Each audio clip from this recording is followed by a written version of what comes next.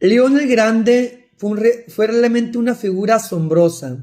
Literalmente salvó a Roma de la destrucción y promovió la unidad de la vida en la iglesia. Profundizó nuestra comprensión de nuestro Señor Jesucristo y se le llama con razón el Grande.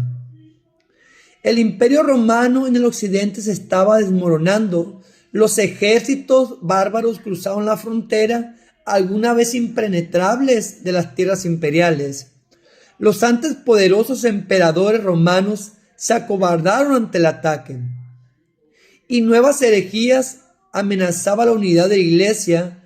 Fue en esta época de caos, en el año 440, cuando un diácono llamado León fue elegido papa.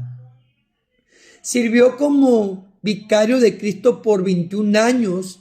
Al final de su pontificado, se había ganado su lugar como padre de la iglesia, doctor de la iglesia y el título del Grande.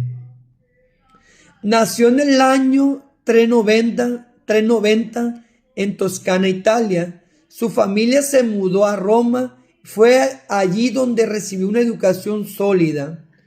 Estuvo en las mejores escuelas, estuvo en las mejores formaciones, llegó a dominar el latín hablado y escrito. Es una persona de confianza en Roma, incluso en todo el imperio. En cuanto llegó a ser papa, empezó a ayudar al pobre, al enfermo y al necesitado. En una de sus cartas explica que Jesús es completamente humano y completamente divino.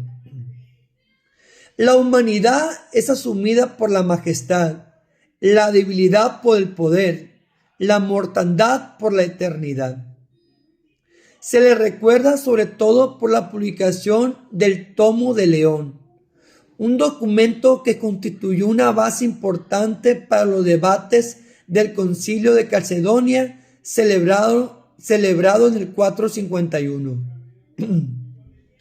El tomo fue leído en el Concilio de Calcedonia, derrotó la herejía en el concilio ese. Cuando se leyó la carta ante todos, los obispos se pusieron de pie y comentaban que Pedro había hablado por boca de León. Los escritos de León, tanto los sermones como las cartas, tratan todo sobre cuestiones relativas a la persona de Jesucristo y su papel como mediador y salvador. Se han conservado casi 100 sermones y 150 cartas de León. Fue arcediano de Roma y consejero de Celestino I y Sixto III, a quien él reemplazó. Fue el papa más importante de su siglo. Durante su pontificado se comprometió a sí mismo en la salvación de la cultura occidental. Atila, rey de los hunos, uno de los pueblos más violentos de la historia, pues no en vano se le decía que por donde él pisaba no volvía a crecer la hierba. Llegó a Roma a la cabeza de su ejército poderoso, dispuesto a conquistarla. Nadie se atrevió a hacerle frente al llamado azote de Dios. Fue entonces que entra en acción León. Aguardó la llegada de Atila y obligó al rey de los hunos a retirarse en el año 452.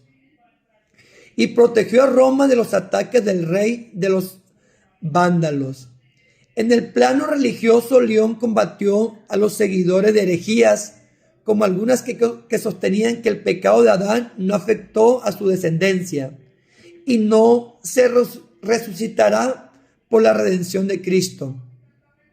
También otras herejías que creían que el Espíritu es de Dios, que creían que el Espíritu es Dios y el cuerpo del demonio, así como herejías que creían que Cristo solamente era divino.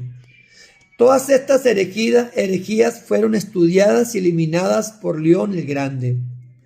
Tuvo que luchar fuertemente contra dos clases de enemigos: los externos, que querían invadir y destruir Roma, y los internos, que trataban de engañar a la iglesia con errores y herejías.